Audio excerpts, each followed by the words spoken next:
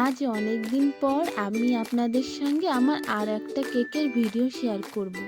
আমার বহুত প্রবলেম ছিল অনেক দিন ধরে, তার জন্য আমি আপনাদের সঙ্গে কোনো ভিডিও শেয়ার করতে পারিনি। আজকে আমি আপনাদের সঙ্গে শেয়ার করব। এই কেকটা ছিল জেল কেক। তো আমি কেকের লেয়ারগুলো যেভাবে করি সেভাবেই করে নিলাম সবকটা। আমার কেকের ফ্লেভারগুলো পুরো নির্ভর করে কাস্টমারের উপর।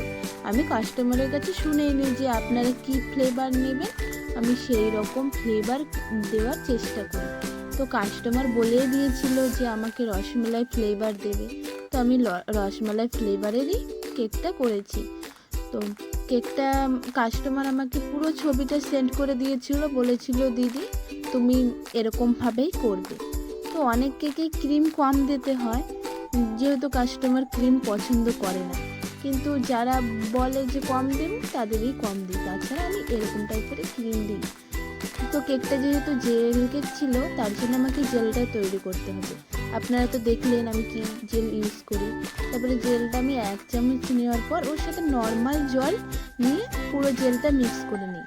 তারপরে যেই কালার দেবে সেই কালার, আমি অরেঞ্জ কালার দিয়েছি, তো অরেঞ্জ কালারের জেলটা করে নিই। তারপর সাইড দিয়ে জেলটা দেওয়ার পর উপরে জেলটা দিলাম। তারপরে জেলটা দেওয়ার পরে 4টে নজেলের দিয়ে ফুল করলাম কেকের উপর। তারপর একটু চকলেট আর সুগার বল দিয়ে পুরো ডেকোরেশনটা শেষ করলাম। শেষে 2টো ফটো দিয়ে দিলাম কেকটার।